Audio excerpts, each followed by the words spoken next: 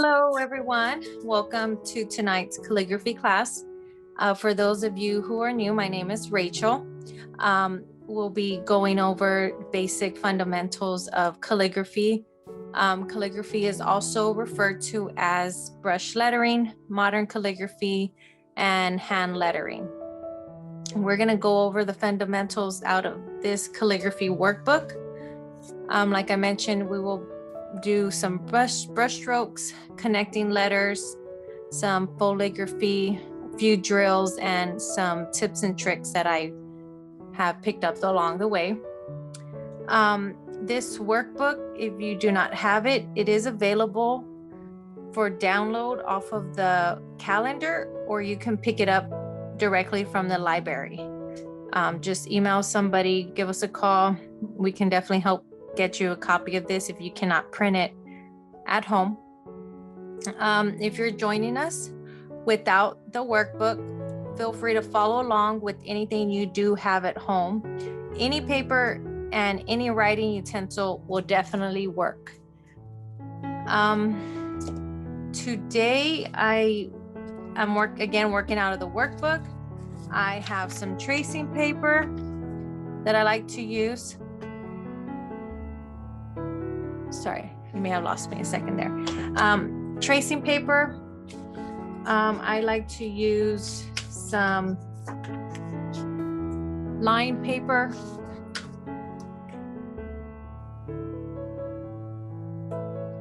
And I'm gonna show you my favorite is some graph paper.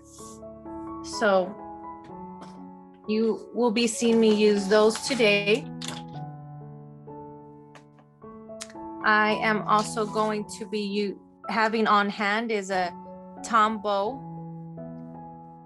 I always have this on hand. This is my go-to, and this is what we use in our classes at the library. Tombow Go flexible calligraphy pen. I also like to have a monoline pen. Monoline just means non-flexible. So any ballpoint pen that you have laying around. Like to just have our the Tombow dual brush pen available for larger writing. I like to have a pencil. This is what they call a drafting pencil or a graph pencil, along with a eraser. Also a ruler would be helpful to have on standby.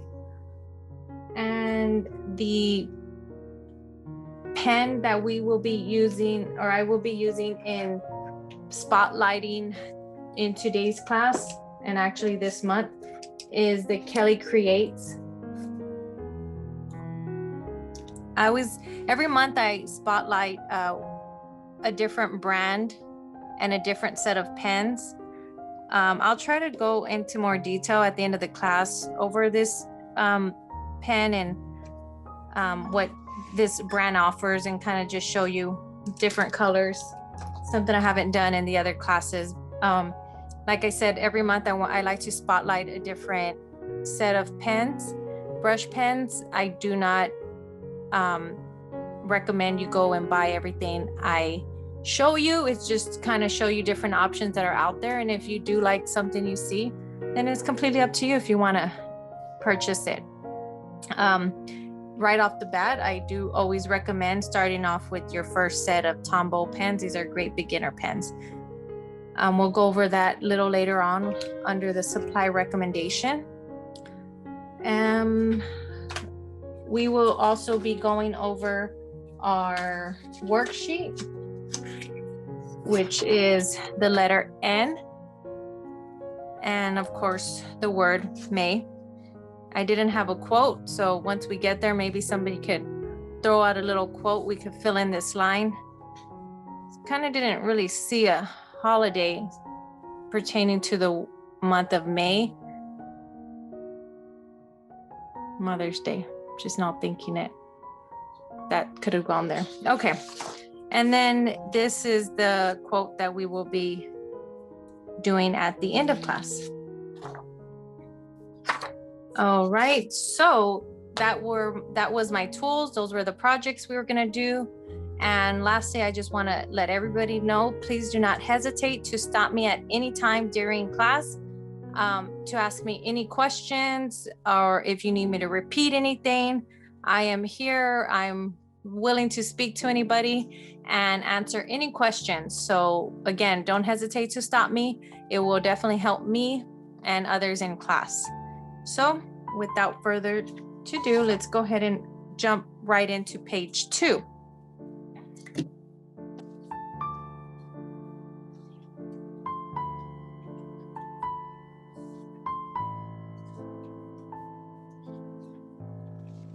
Okay, so with the page 2, not too much information here. It is our basic strokes. I like to just jump right into it.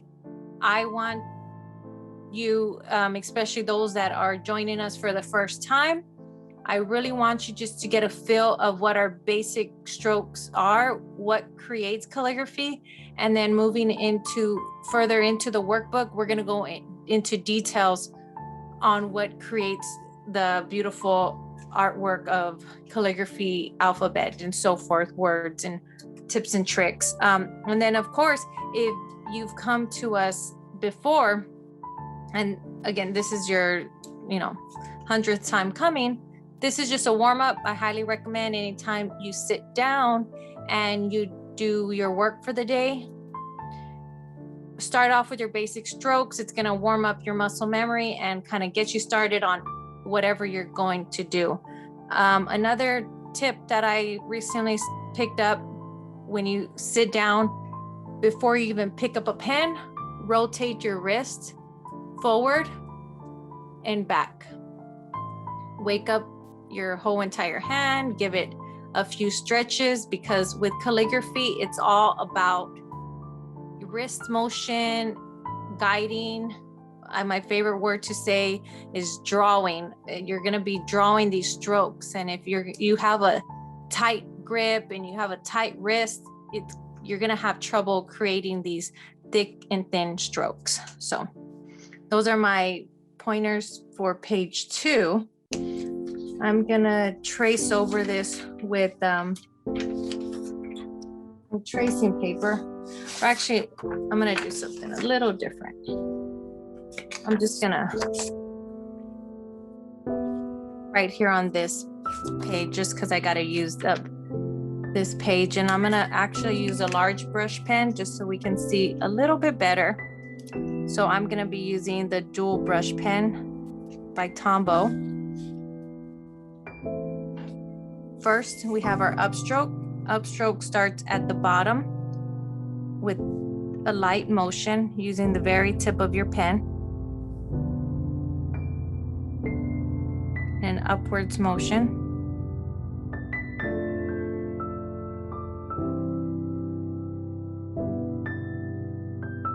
You can go straight up and down or at an angle. Most of the time, you're gonna start off at an angle with your entrance strokes, also known as upstrokes. Next, we have our downstroke. Starts from the top down using full pressure. Another great tool to use when getting started is a Crayola. I'll pick up the Crayola halfway through this warm-up, but Crayola definitely helps if you don't have any flexible pens. Next, we have the overturn. The overturn starts on the bottom left with light pressure over into heavy pressure. So it's a combination of your upstroke and downstroke.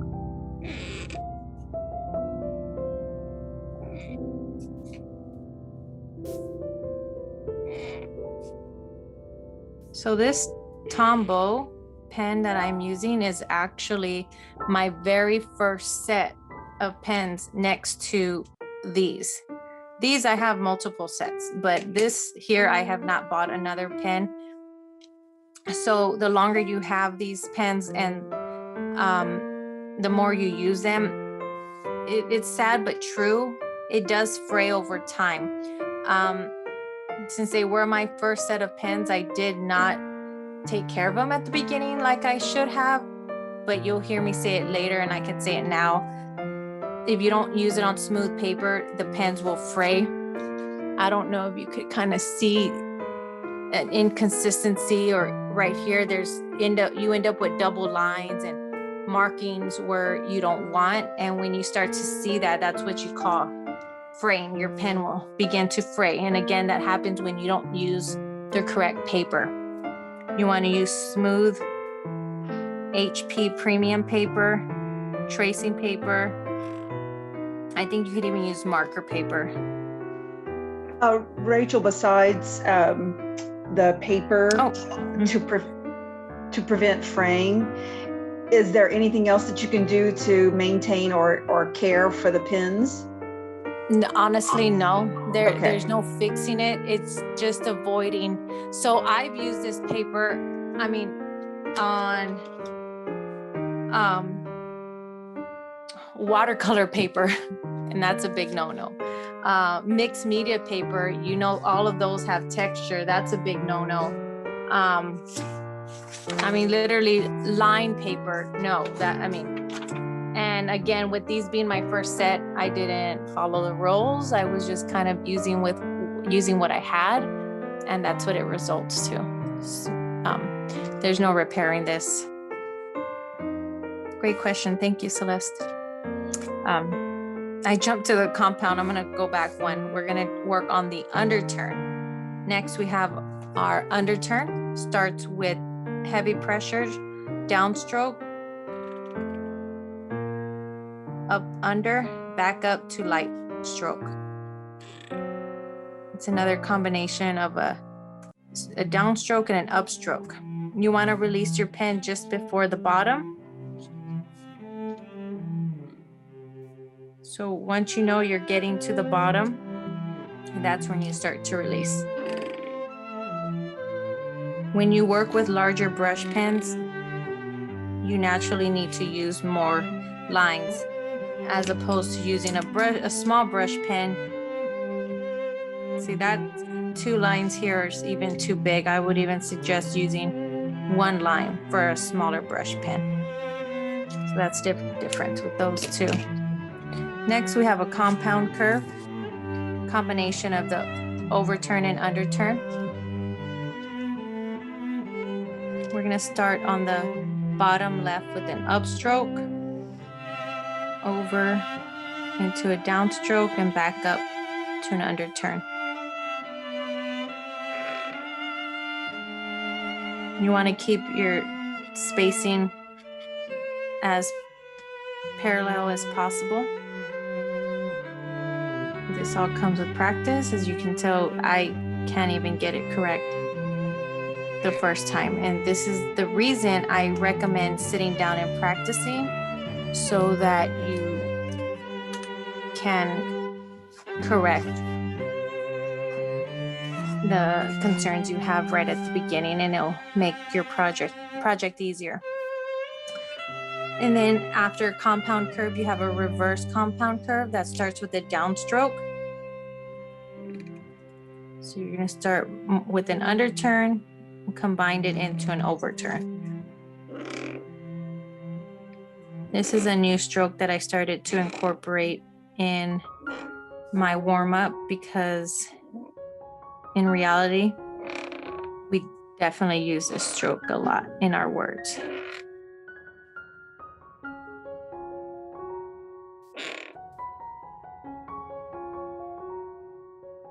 Sometimes when you're skipping out on your upstrokes, that's in reality a good thing, because that means you're using the lightest pressure on your upstroke as possible. You can see me. Oh yeah, you can see me.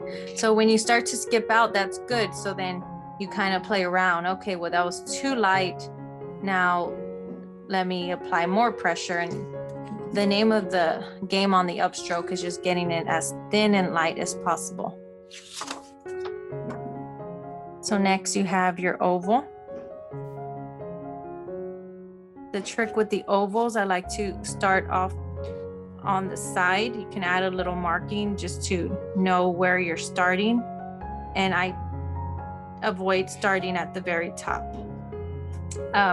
As you progress and practice more, it's a personal preference. Some people are completely fine with starting at the top. Maybe now that I'm more advanced, I can start, but I'm going for the goal of this rounded top.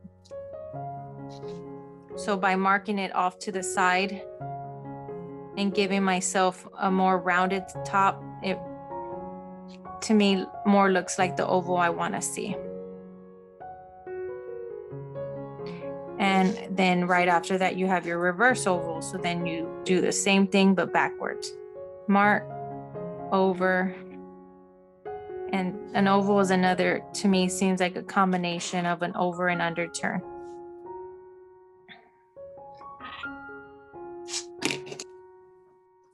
I think it's time for me to get a new set of the Tombow dual brush pens.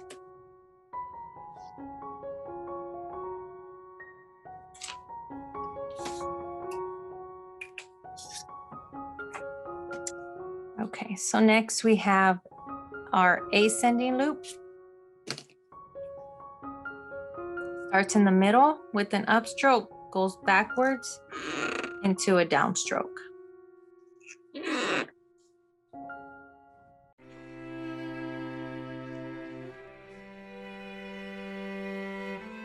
Next, we have a descending loop. With the descending loop, starts on the top with heavy pressure, also goes backwards and the loop stops at the middle of the downstroke. Same thing on the bottom, kind of like the compound curve in the oval, you want to release just before the bottom.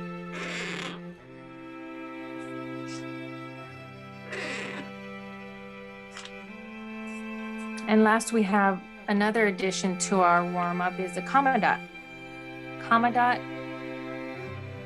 doesn't seem like it gets used a lot, but if you learn it, it will. It definitely will get used in some strokes.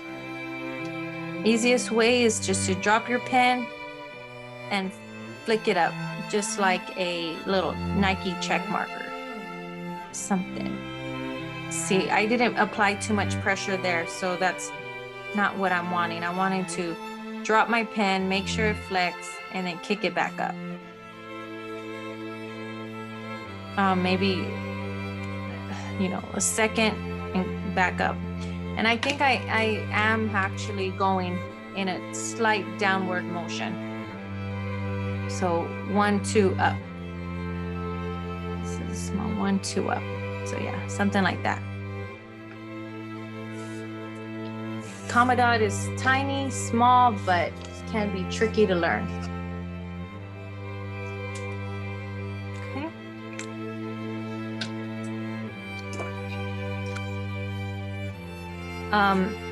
Let's see. Okay, so this was our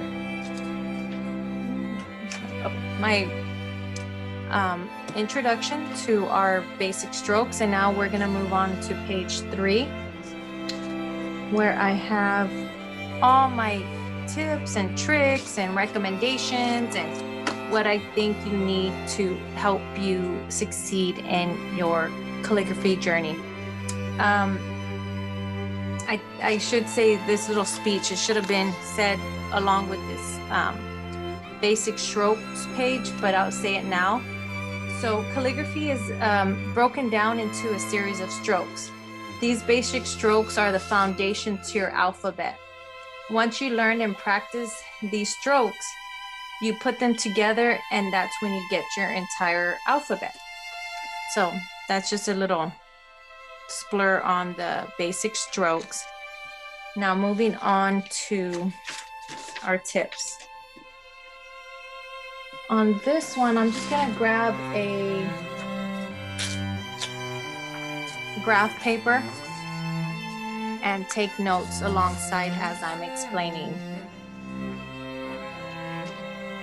I did say I'm going to use a Crayola, so let me just grab a Crayola so I can demonstrate how you can use a Crayola at home and how you do not need toddlers playing with my markers.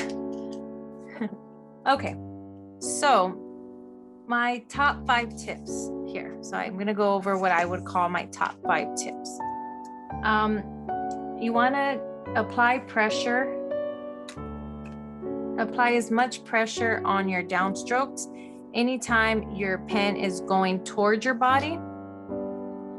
These pens are made for force. Don't hesitate to apply. Let me show you this one. Look at how much I'm flexing this pen. Flex it as much as you desire because that's what they are made for. Crayolas can take just as much pressure, but with Crayola, you have to make sure you're using the side of the barrel to get the thickest stroke as possible. So as you're moving through your basic strokes and your alphabet, anytime the pen is going toward your body, it is always going to be thick. And your light pressure, anytime the pen is moving away from your body, it's going to be your lightest pressure. So here with the Crayola, you're almost basically gonna hold the pen straight up. Just because it's a Crayola and you need to flex it from one direction to the next. You're just gonna use the very tip of your pen, almost no pressure. And the upstrokes are usually the hardest to learn just because you're gonna end up with shakiness. Just me demonstrating, you can see how shaky and wobbly it can get. Using graph paper and any line paper, which we'll go over later on in the workbook more in depth on graph paper. But using graph paper is definitely gonna help you stay in line. Guidelines are very important when you're getting started to help you create smooth lines. Okay. So again, heavy down, light up. Okay. Whenever you are practicing your basic strokes, I apologize. No. When you're practicing your alphabet, that's what I meant. You want to be sure to always practice your entrance strokes and your exit strokes. So let me just demonstrate that real quick. You have your entrance, you have an ascending loop and a compound curve. So that's a compound curve, but I didn't stop here at the bottom. I went and followed through with my exit stroke. Okay. I highly recommend that because if you practice just writing your alphabet, you're going to have that muscle memory when you're actually writing a full word, and you'll naturally set yourself up for the next letter in line.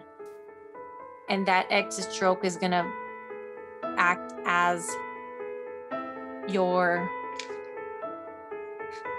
entrance stroke for your next letter. See there?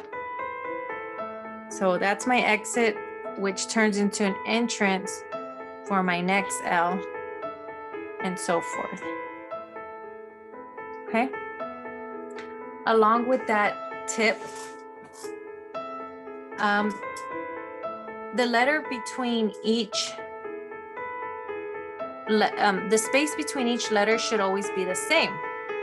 So again, when you practice your entrance and exit strokes, it's going to help you with spacing along the way when writing your full words. Every time you draw letters or shapes, basic strokes.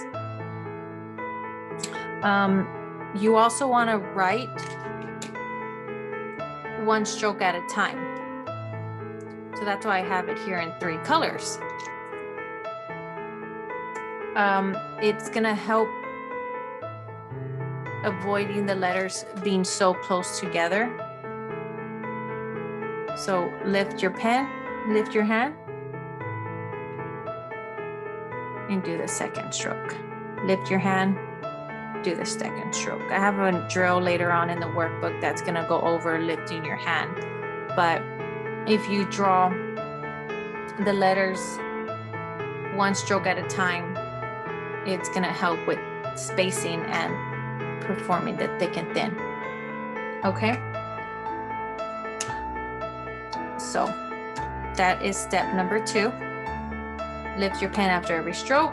It's gonna help with spacing, and it will help with the letters being too close to each other, and it will help you stay consistent. Okay? Write slow. So I guess it's kind of with 1 and 2. You definitely want to write slow. It's drawing. Think of it as drawing, not writing. It can get frustrated if you're not seeing your thick and thin strokes. But again, if you slow it down about 10 times, it will help you out. So when I mention lifting your pen completely, that will help you slow down. See that? If you roll your wrist back, give yourself a 2-second break, and then move on. Think about what you're gonna draw next by writing slow. If you write too fast without lifting your pen, then you're gonna pretty much just end up with cursive, and you won't barely see any thick and thin. Number 4. So this is really not for Crayola, because like I mentioned earlier, with Crayola, you purposely want to put your pen up and down. But speaking about flexible pens, you want to hold your pen at a 45-degree angle, not straight up and down. You can hold your pen in the middle of the barrel, like I have here. Have your hand as soft, I guess you could say, as possible, and just let the strokes flow off your pen. I've also learned the higher you hold it on the barrel, the thicker your strokes can be. If you're holding it at the very tip, it restricts your flexibility. So I'm holding it back here, and it just, with a loose grip, and it just allows my pen to make a thicker stroke on my downstrokes. Because if I haven't mentioned it already, obviously this is what makes our calligraphy, these thick strokes, and that's what we want to see, is the thick and thin contrast. Okay, so again, hold it at 45-degree angle in the middle of the barrel with light pressure. Okay. And number 5, I highly recommend lifting your pen right before the bottom. If you get to the transition line, we just call this our transition line. If you wait and then lift your pen here, it's a little too late and it's not looking as we want it to look. So I say lift your pen maybe, so in this situation, about a box height away from the bottom. So I'm applying pressure, and then right about here, I just start to release, but also moving my pen at the same time to avoid any sudden disconnect. So just mentally releasing it, with releasing before the bottom, but also flowing. And again, going slow and controlled.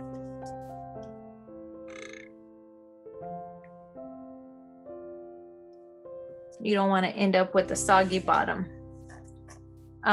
Doing rows and rows of all these basic strokes are going to help with any of these issues that I've mentioned in these top 5 recommendations.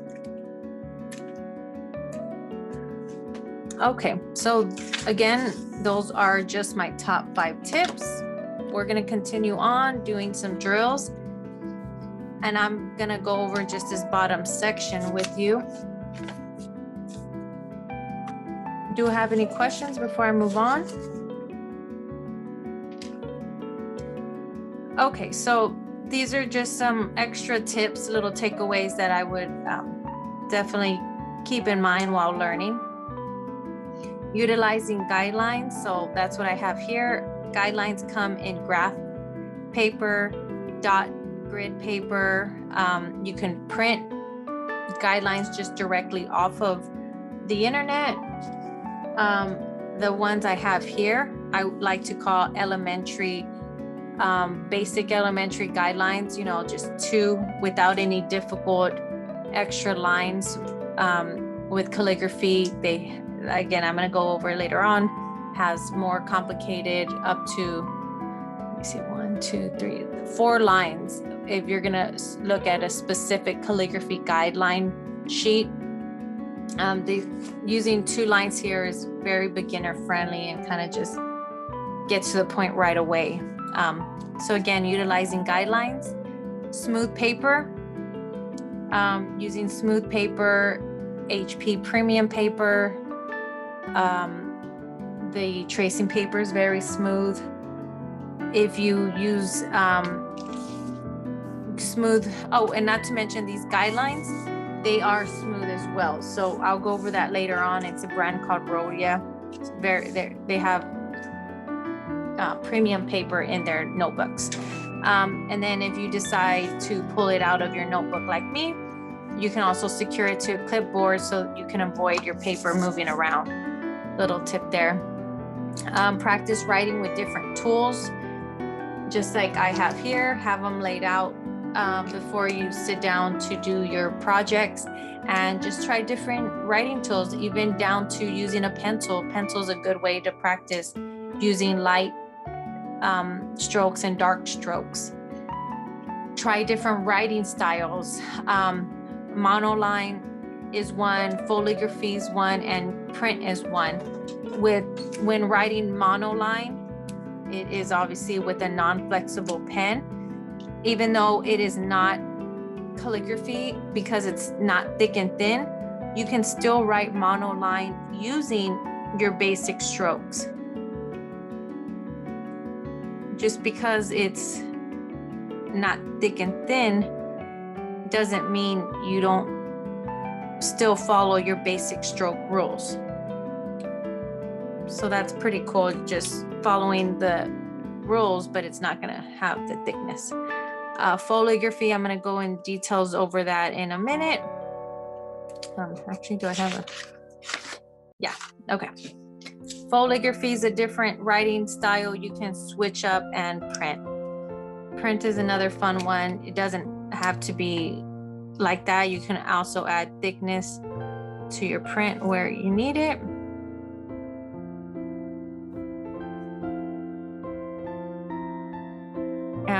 Adding this and incorporating it, mixing it with your calligraphy, adding these writing styles to your calligraphy to switch things up.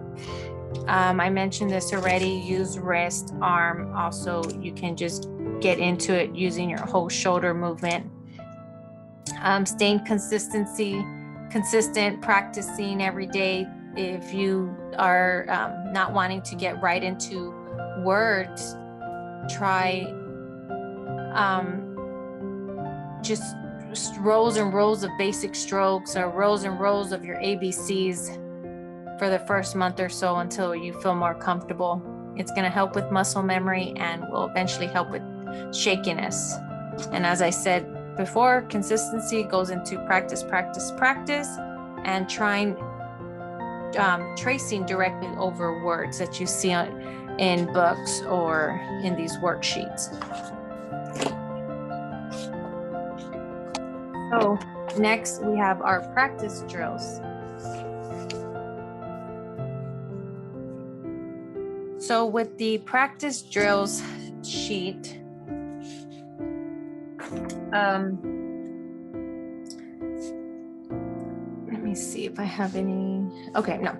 Okay, so we're gonna go over these drills. The practice drills, every couple of sections, I'm gonna switch it up and kind of just go over different ways that you can do this. Does that make sense? So if you want to sit down and fill up a whole page with swirls and connecting drills, you can do that. If you want to sit down and fill up a page with just your whole entire alphabet by switching your pen, do that. If you want to just fill up a page with double letters, connecting random letters, I'll go over that as well, or also just foligraphy, but just this is just condensed onto one sheet. But again, take it as you need to and fill up pages as you need. Okay. So I'm going to switch on to our Kelly Creates so we can start seeing some of that.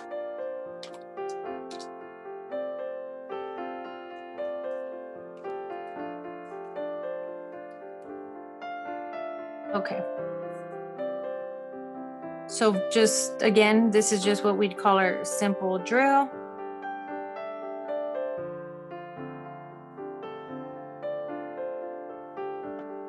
Rachel, could you lower your page just a little bit? Thank you. Thank you. There it is. Okay. I didn't look up in a while. Okay. So this is more of an S-shaped drill.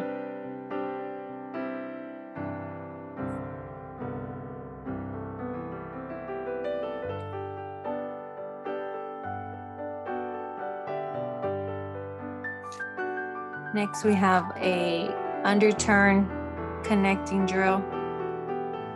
So it's an underturn without lifting your pen, going right into another underturn.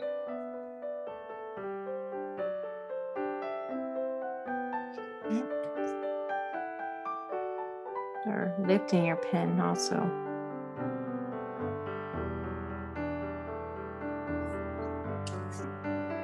Another drill is overlapping.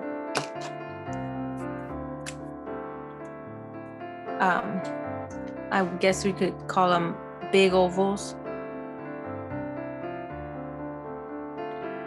This one, you're gonna actually make big ovals and try to overlap backwards.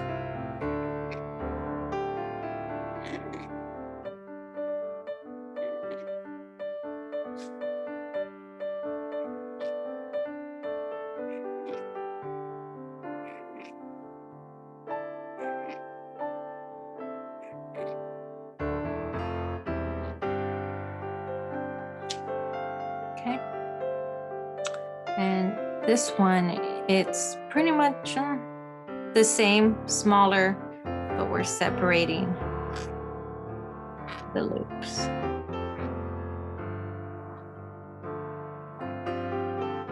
These are just a few examples of different drills you can do. If you look up calligraphy drills, or no, I guess that's it. Just look up calligraphy drills online.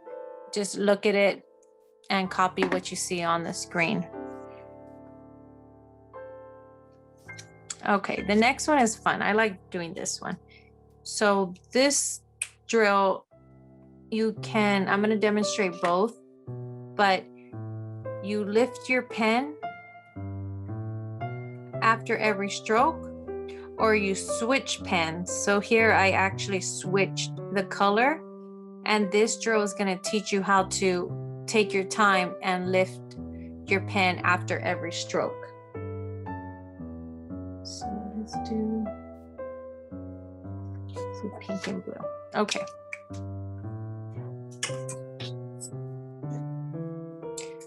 So I'm just gonna follow this, LMNOP. So first I'm gonna start off by switching colors.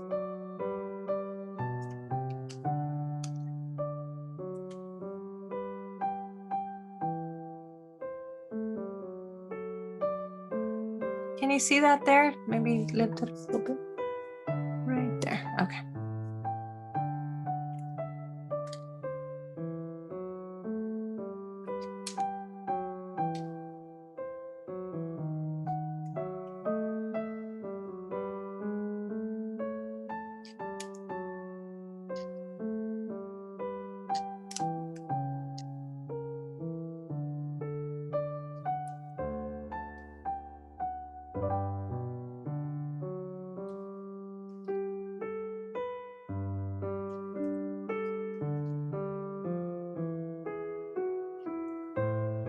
Okay, and then I'm going to show you without switching pens, you want to just like I mentioned on the last page, rotating your wrist back and lifting your pen.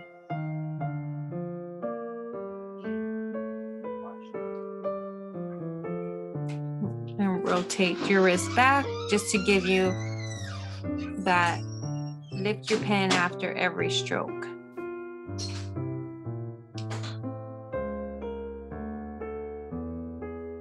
Oh yeah, I saw a new S, guys.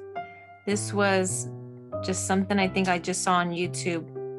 I regularly do that, or I sometimes do. There's different ways, but this one is pretty cool. So she's went here, kind of like a comma dot, gave it a drop, and then went with the exit stroke. Thought that was pretty neat. Thought I'd share that with y'all. Okay.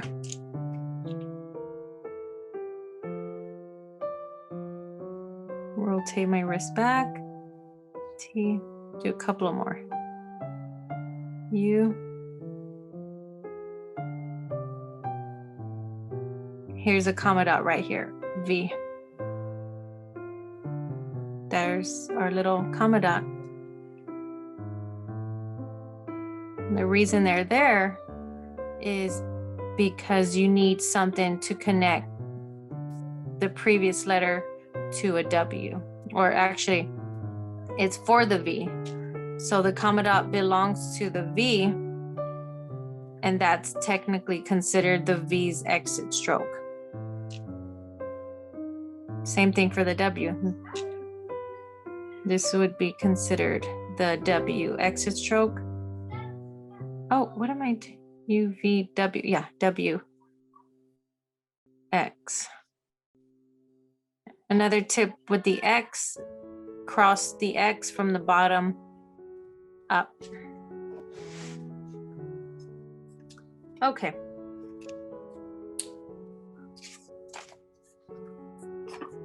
So that's what I recommend doing with the lift the pen or switch the pen method. Next, connecting letters. Connecting letters, I have A to A, follow your whole, this is a challenge actually. Follow through the whole entire alphabet until you get to double Z. And how you do that is the second letter, it's going to change and the first letter is going to stay the same. So you're going to write start with A,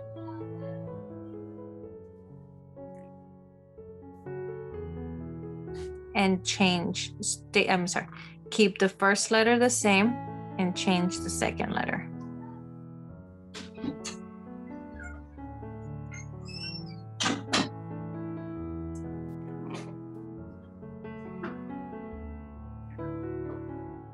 See that there? And then you're gonna go all the way through until you get to Z. Okay, and then once you get to Z, you're gonna change the first letter to the next in line, which would be B. And then it continues through the whole entire alphabet again. And here, you'll discover some crazy combinations. So if you find a combination that is really challenging, try grabbing another scrap piece of paper and repeating it until you feel you're happy with that challenge. So again, this is another drill you can do, connecting letters. If you don't want to do your whole entire alphabet, just jumping right into tricky combinations and going right into it. You're going to, again, be kind of doing other projects. Make a little list of the tricky letters you come across, but just right off the bat, these would be some good examples. Doing a combination of O right into R. You're going to come across some combinations. So honestly, going through this little challenge might actually help you with those challenging ones, because you just won't think of it right off the bat until you come across it. But again, so once you come across a challenging, tricky combination, you're going to find what works best for you. And in this situation, I found not lifting my pen gives me the best results. So if I were to stop there and then try to balance my way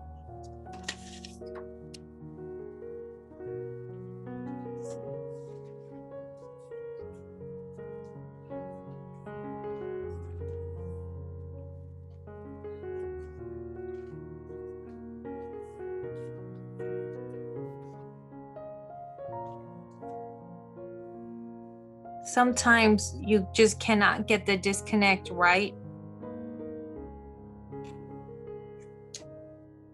So then you find, well, if I decide not to lift my pen and figure out how I want it to look without lifting my pen, then that's how I'm going to write my OR connections.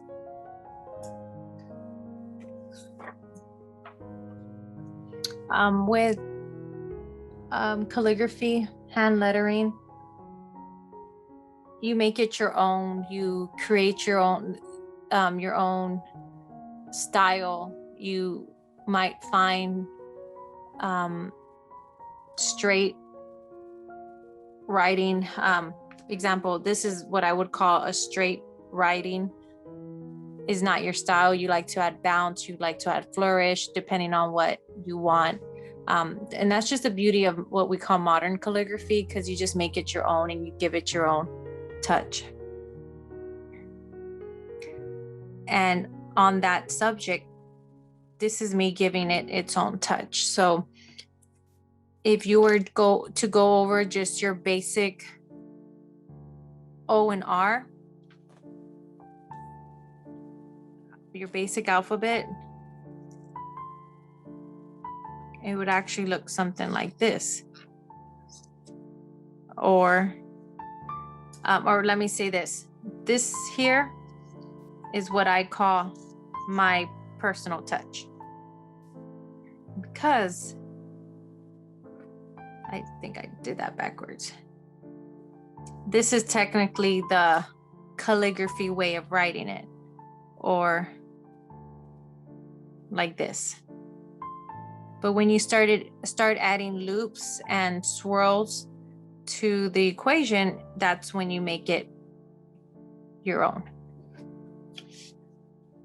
Okay, so just that there. And then moving on to just the next example of a combination is the IS. You can practice it with the entrance stroke as well. So again, same thing with the S. You have your basic S, but it can get as complicated as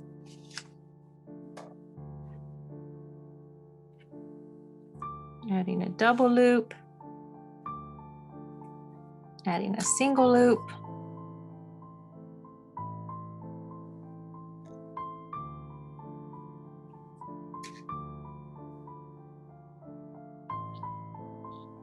And another thing is just depending on the project you're doing and what you're going to do, what you're going to write on, and what style you're going for, it's all going to change the way you write your letter formations. Okay. So then we also have what we call foligraphy. So with foligraphy, it's really good to learn in the beginning stages for multiple reasons.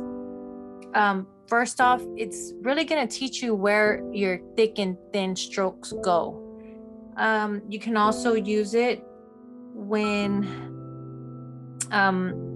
you don't have a flexible pen. So actually that's the way you create it. So if you're wanting to see calligraphy written on the top of your bullet journal, but you don't have a flexible pen with you, you have your regular ballpoint pen or a pencil, a marker, and that's when you start to create foligraphy, and that's when it's going to give you the look of calligraphy. You can purposely create foligraphy, leaving it open and adding embellishments, some watercolor, solid color doodles, floral doodles, kind of anything you want. So foligraphy is fun because you can do multiple things with it. So just going over the basics of how to create foligraphy. It's just like mono lettering, like I mentioned on the previous page. You're gonna write the word using your basic stroke skills. So you have your entrance stroke, you have the letter A, which is an oval, underturn, an U with two underturns in the word letter U that goes into X, an open compound curve and a cross stroke. Okay. Just right off the bat, you want to make sure you leave enough space so that you can come back and add a second line where all your thick downstrokes should naturally be. So like I mentioned earlier, this is going to teach you as a drill. It's going to teach you and show you where your downstrokes are supposed to be. Okay. So that just taught us where the thick strokes are, where we're going to place our second line. It doesn't matter what side you place the thick line. It's up to you depending on how much space you left available. And then to create the look of fake calligraphy, you just go back and fill in all the lines.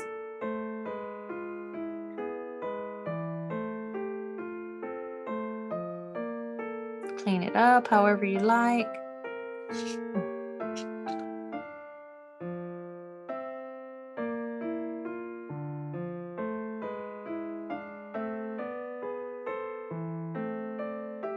Straighten it out.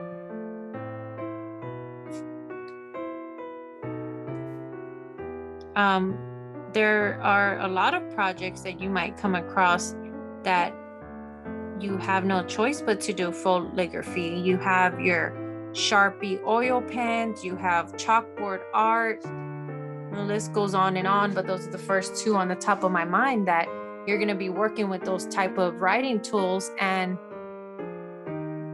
the Sharpie oil pens and chalk markers or just basic chalk and chalkboard are not flexible. So knowing foligraphy, it's going to help you in those situations.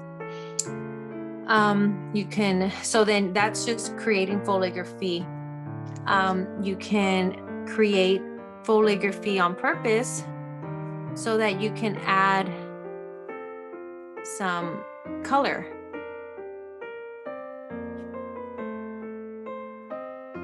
In the open spaces.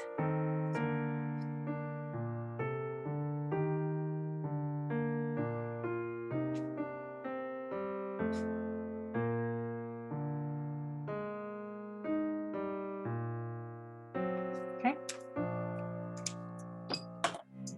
And you go back and just add some color.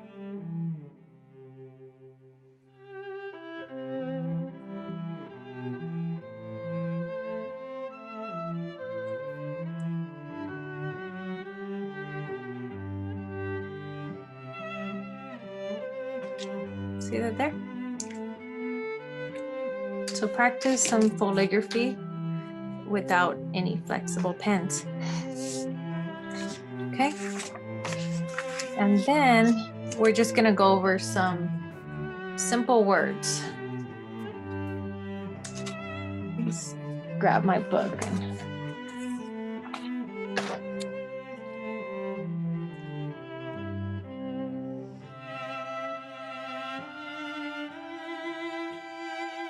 Let's do Kelly Create, since that's the pen that we're working with today.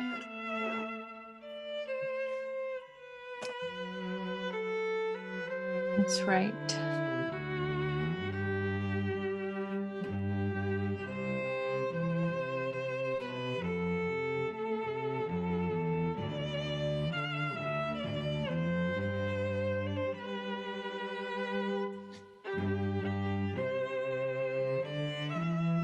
And then if it's not thick enough for you, just because you drew it once, use your calligraphy skills and add a second line just to give it the look you are going for.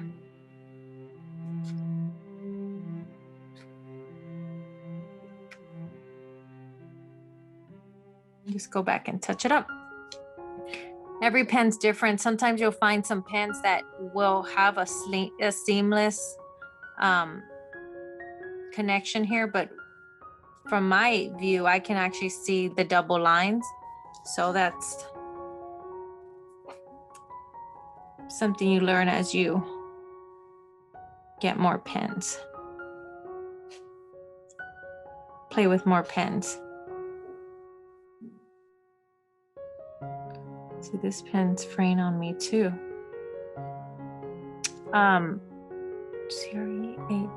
Creates. Celeste, I also wanted to mention, unfortunately, there are some pens and brands that you can take care of them, but they're just sometimes poorly made that you're gonna end up with frayed pens. And I think this is one of the companies. I don't know if you could see that there. This one's extremely frayed. It looks super flexible. Yeah, this one is. Does anybody have any words they would like for me to write out here? Throw some words out at me.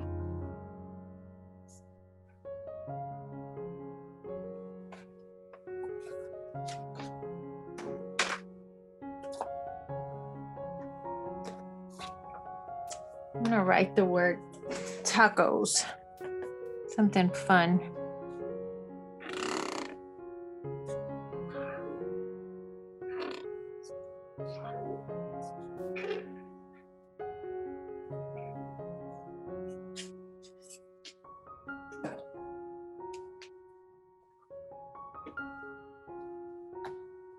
Let's write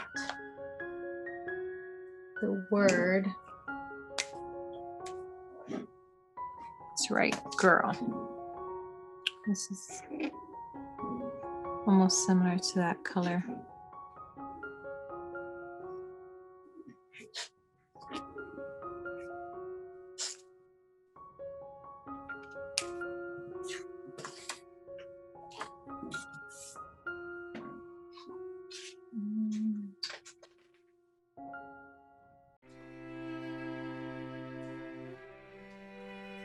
Let's write beach, since Celeste is at the beach right now.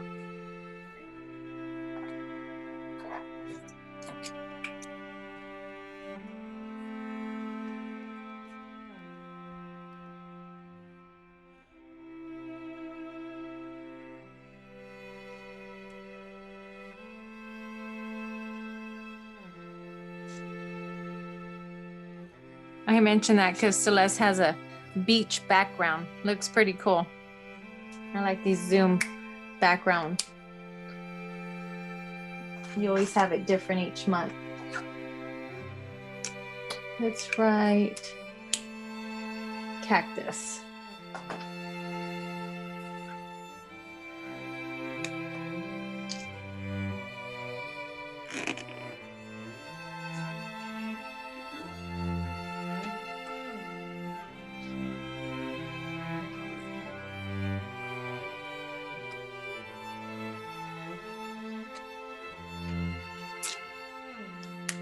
Okay, so Kelly Creates has two different,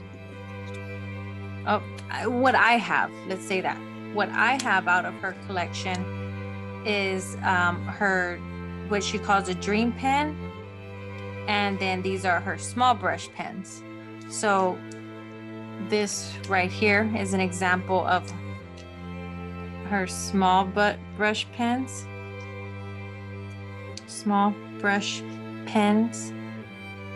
And Rachel, how would you describe the use of the Kelly Create pens when comparing them to the regular Tombow? So like the maybe like the large or small. Well, let's compare both of them because that's well, pretty like much in other words, how do you I guess what's your assessment of them as you feel? Yes, exactly. Yeah. Okay. Yeah. So I was gonna try to make some points on that. So with the small brush pen compared to this Tombow Fudunusku, it is actually very similar. So I do like the small brush pens. Very similar, very smooth.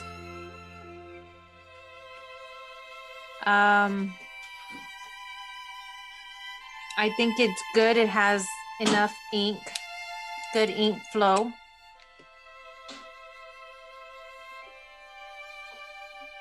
It almost, like from the view of on the zoom camera, it almost looks like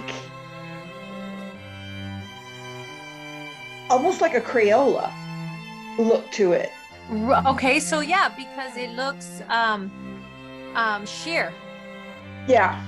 Yes, that is correct. Mm-hmm. So yes, and I want to say with all her markers, the thick, the dream pens and the small brush pens, they do have a sheer look to them. So there was something I was drawing earlier. So here, when I was doing the double lines to the Kelly Create right here, I can actually see how it, when you overlap the double lines, when you overlap, it gets darker. But there's some pens that won't do that. You'll have a seamless connection because it's so opaque. But yeah, that's one thing pointed out. It's sheer. Small brush pen, with the way it feels and the way it flows, it is very similar to the Tombow, and that is just a small brush pen. So the dream pens are completely different. Unlike our Tombow pen, the Tombow has your bullet point and the flexible side, and on this Kelly Creates, you have double. You have a thicker side and a thinner side. And so let me tell you as I'm saying it, this larger side reminds me of a marker. You could even hear it. Yes, you're right. I hear it. Okay, this has always reminded me of a marker. Okay, it is larger, but it's really hard to get the thin. So I had to really focus and concentrate on the upstrokes just because it's so flexible, but also very thick. So either if I focus, I get some spacing or some disconnect. But if I try to let it flow naturally, I will not get it as thin as possible. So that's me trying to be as natural as possible, but it doesn't get very thin. Okay, so that's the thicker, the larger brush side. Now this is what she calls a small flexible, so it's a small large, I would say. But this is actually it right here. I don't like it because of I don't get smooth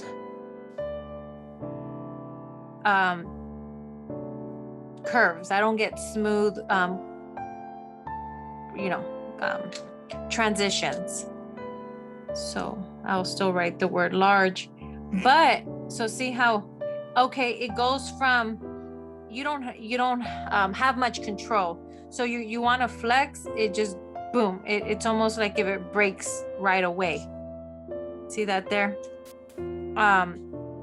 I'm pretty sure you can work with them. So I would say this is probably the ideal way, the ideal thickness. It might the ideal thickness it can give if you work with it, but if you don't pay too much attention and you apply as much pressure as you want to, you won't always get those smooth transitions. I hope that makes sense. So I point out that there and that there. Yeah, I see what you're talking about. So if I want it to be as thick as this pen will let me get it, it will not look good, but I can control it to do that. And it begins to be a little bit more smooth. So overall, I've never hated these pens. I don't use them as often. I find myself with pretty much any project, always going for just small brush pens. Anything and everything I do, I have a bunch of small brush pens. I like writing in small lettering. So I'm happy with the small brush pens, other than them fraying pretty quickly. No, yeah, that's all I have. But again, I don't hate them. Will I buy another set? Probably not. Compared to the Pentel that we showed last month, I choose the Pentel over the Kelly Creates. They just don't have, I just don't have issues with the Pentel Touch. But I'm happy to have them and play with them when I do. And I don't, I try not to forget about them. Okay, so that's all I have. Oh, actually, no, that's not all the worksheet. Let me see. Okay, that's it for the workbook. And I'm just going to quickly go over the supply recommendations and the guidelines.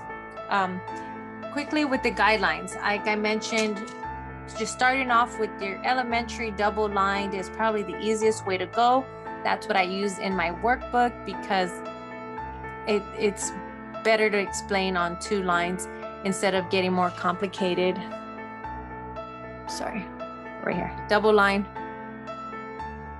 But just so you know, once you do get more technical and start using calligraphy graph paper, calligraphy slanted paper, and you want to be very specific on your ascender height, your X height, and descender.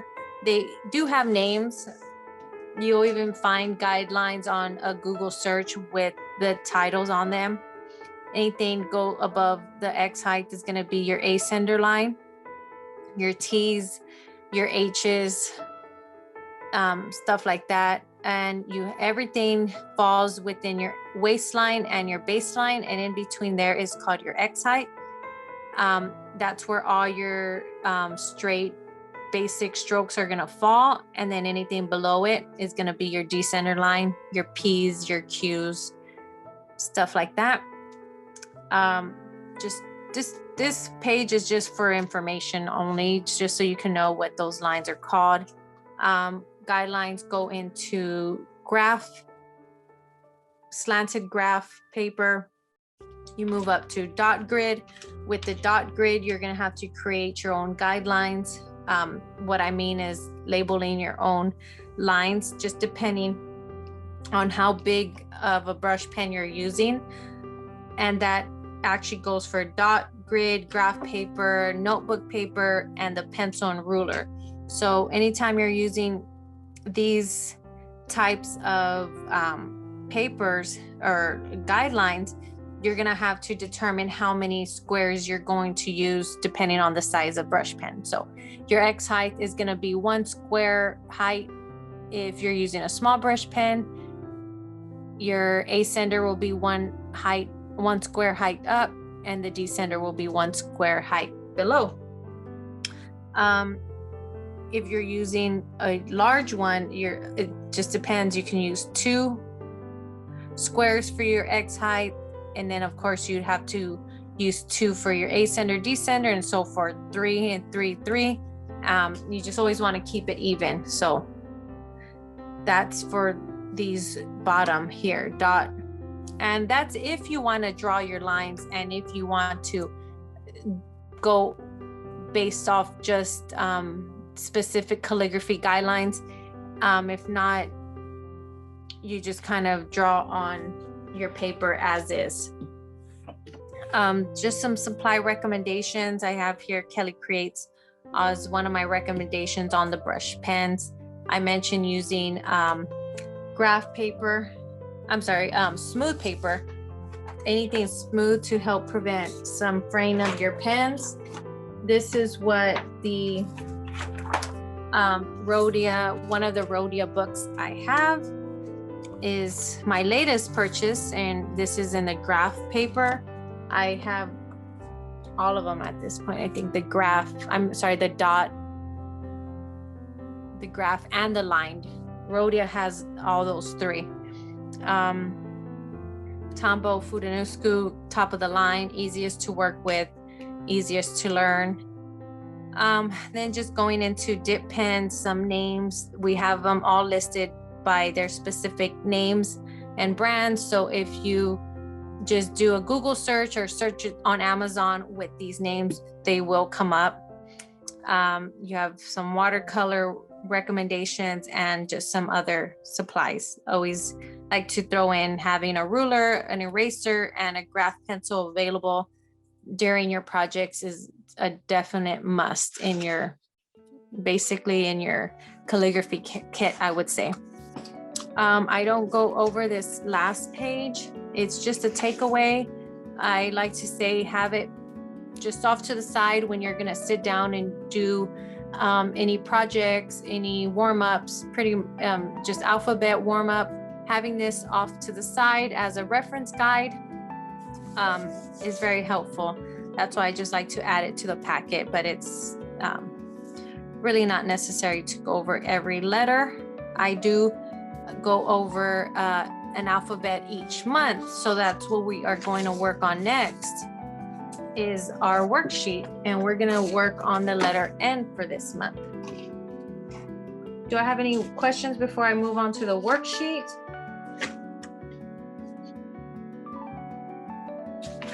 So some might think that the worksheet is a little fast-paced, and yes, it is. I jump into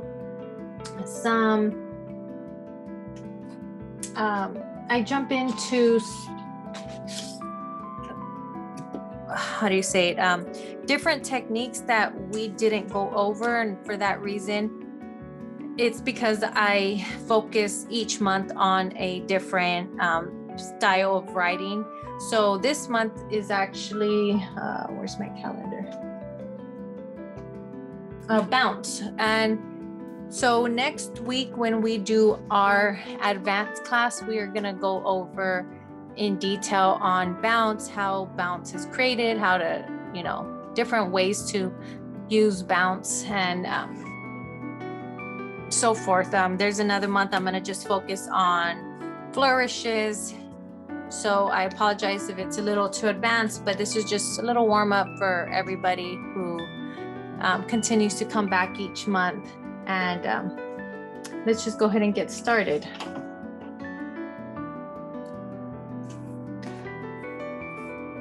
Okay. And this one, I'm going to use my tracing paper.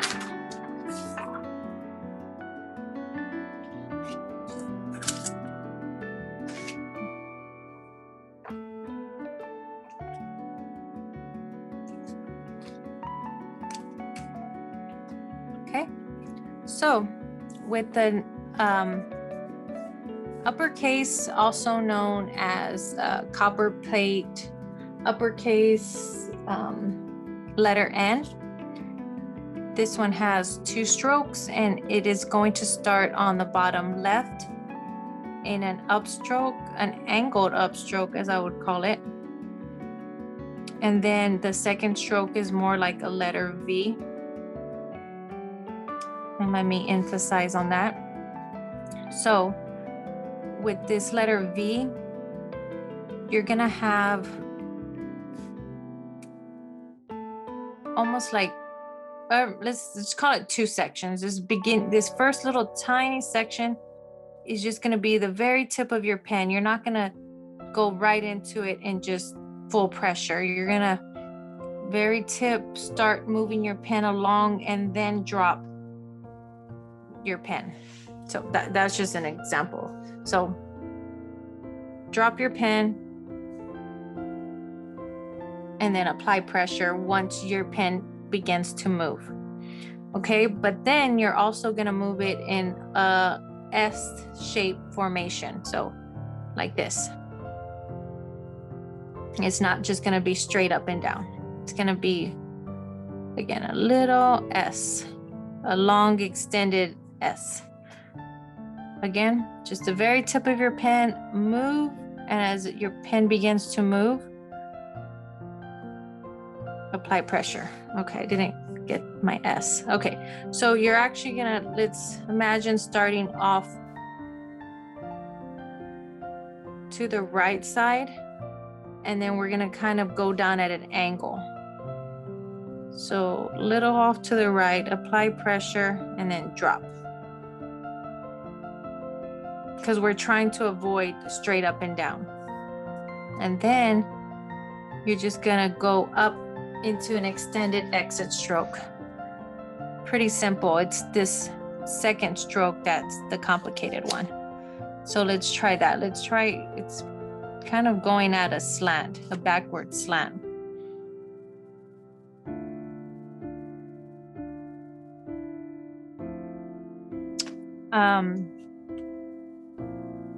It's pretty much the letter V. That's really what it is.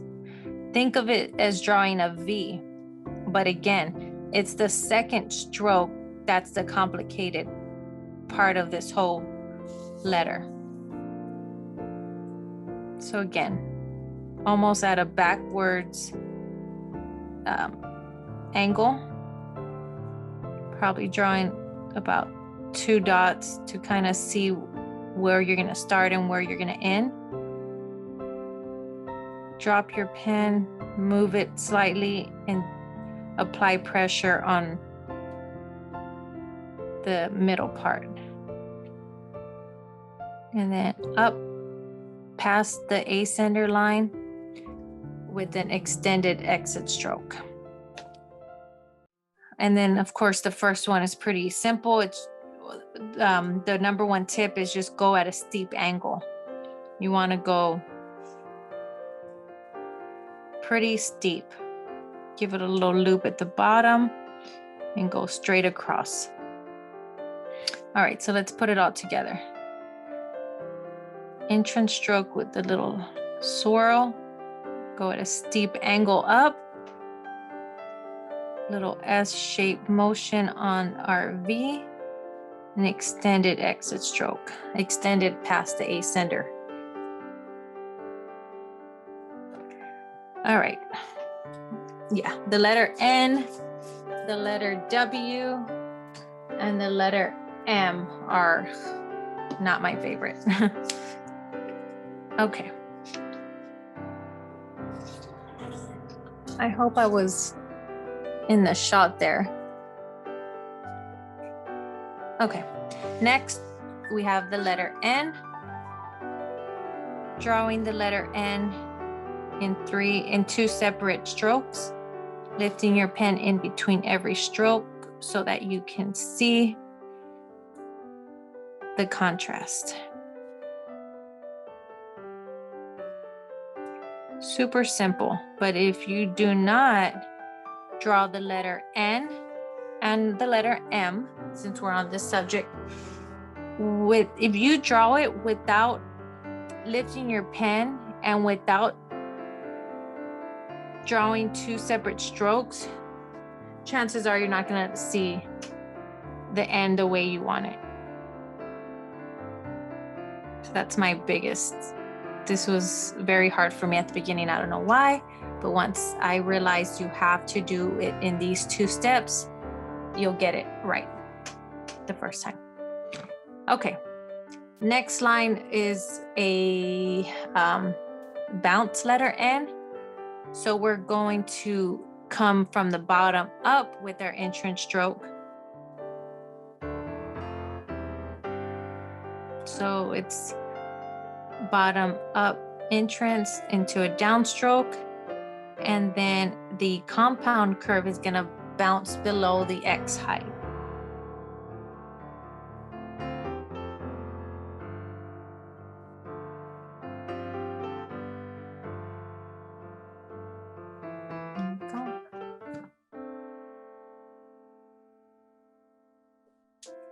All right, moving on to my monoline pen, I'm gonna do the letter N.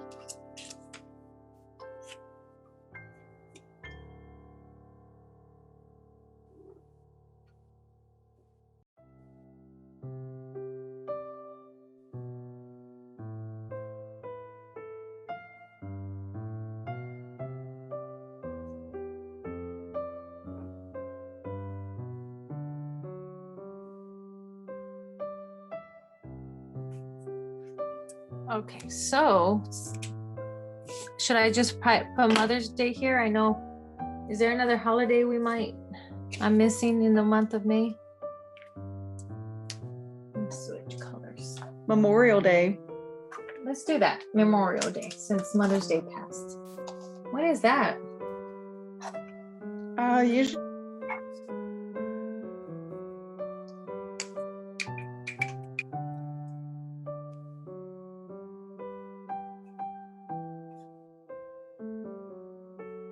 Let's just write Memorial Day.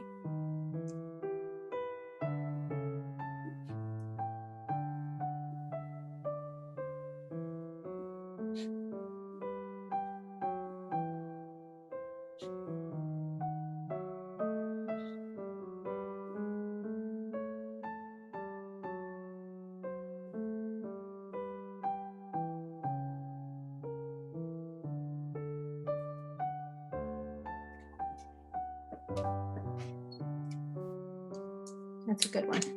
Okay. So it goes, I like that because the Memorial Day goes with our M for May and our N for N. Okay. Let's see.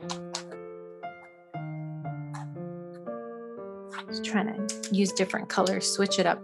Okay, so we have May broken down into 1, 2, 3, 4, 5, 6 strokes with the compound into a reverse compound into a compound curve here. As you get more advanced, you learn sometimes, like I mentioned earlier, there's some strokes that might look better if you don't lift your pen. So it would have been more complicated to do a reverse compound, or actually what it would normally be an underturn combined with a compound curve. And just drawing them together is probably a lot easier.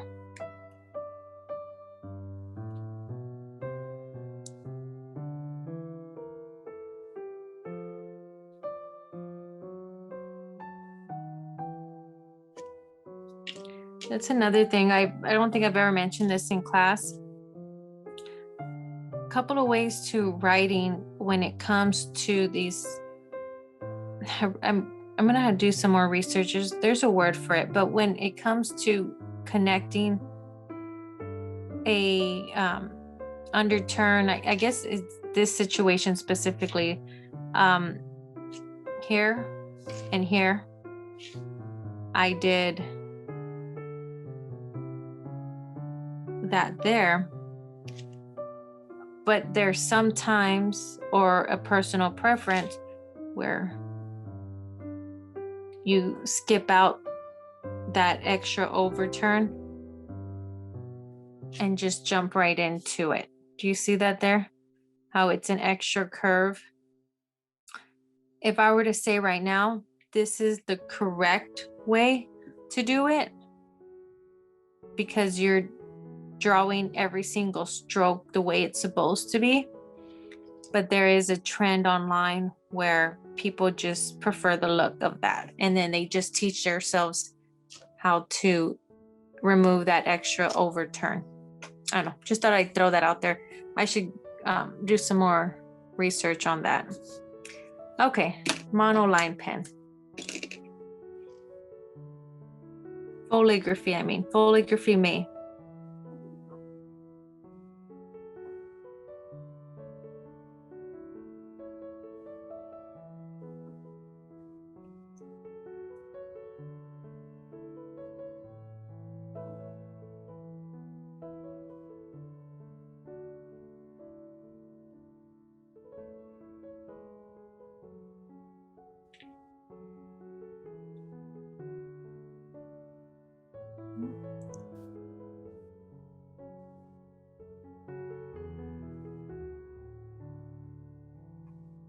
Okay, so if you were actually gonna create foligraphy and grab your pen and just fill it in, you can definitely leave that cross stroke, because it's not gonna matter when you fill it in. Or the reason I do open spaces is just to teach us how to leave an open space if we want to add color, so that we don't have to see that cross line.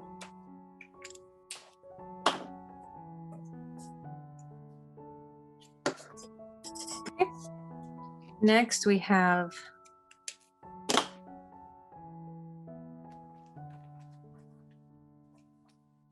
what I would call a bounce May. This is way too light.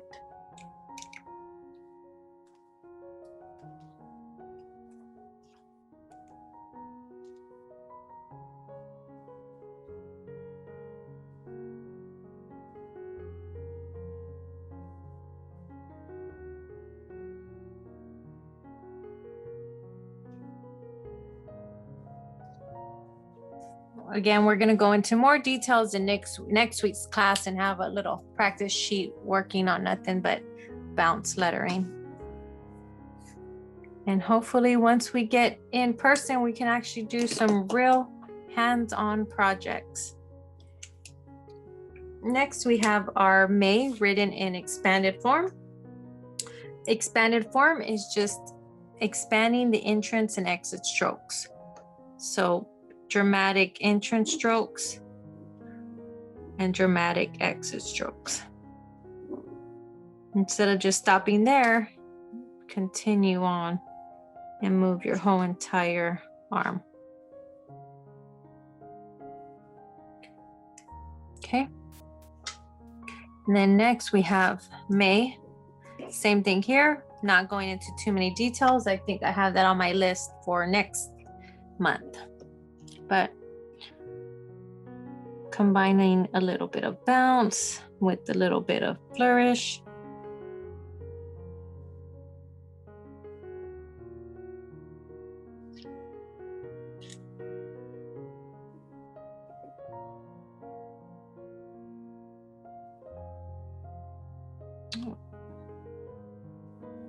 I'm going to do that Y again. Here, let me just trace it.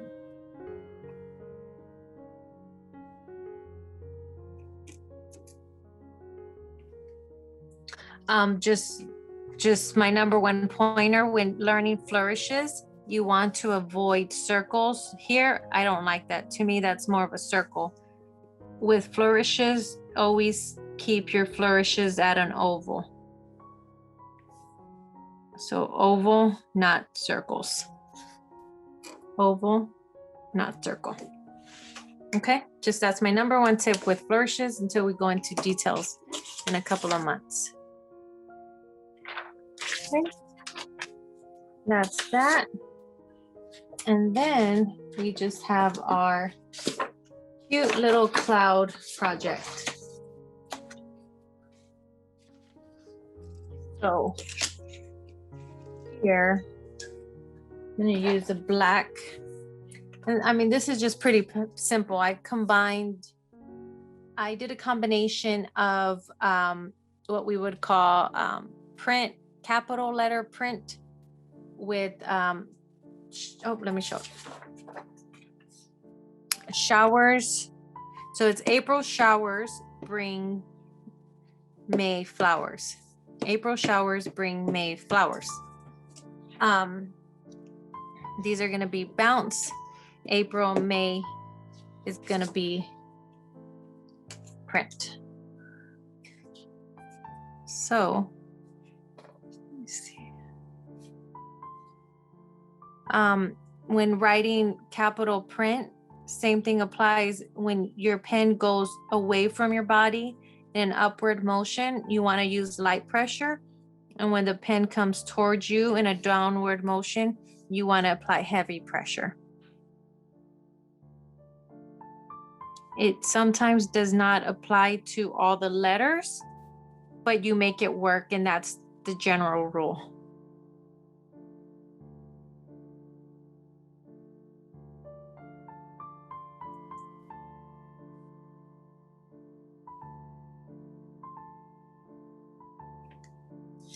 I'm gonna just jump down to May so I can, since I have the flow of this right now in my hand.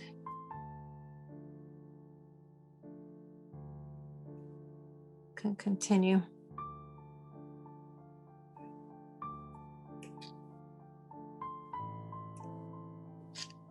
Okay.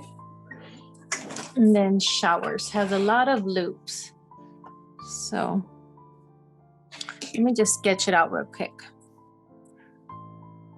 So in order for showers to fit, I just started little off to the cloud. Off the cloud.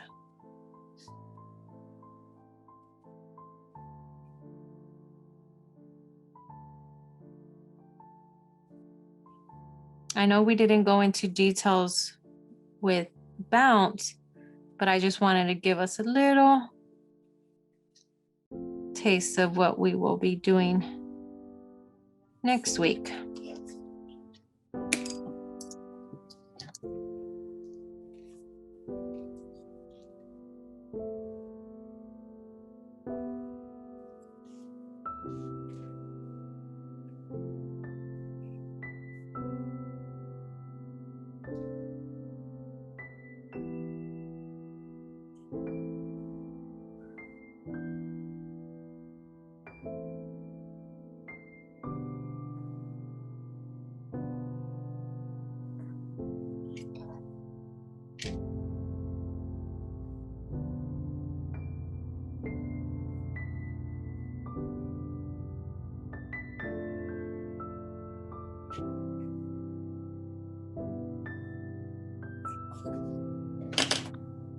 Okay.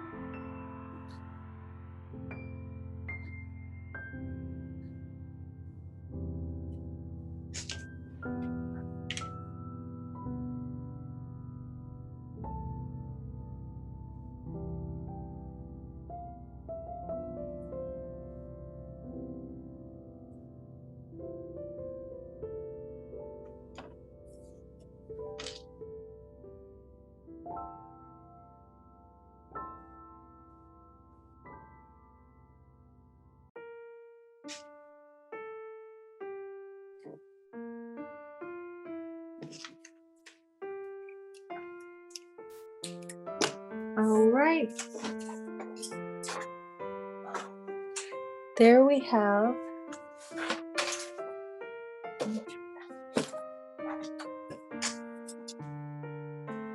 okay, so there we have our little quote of the month. April showers bring May flower.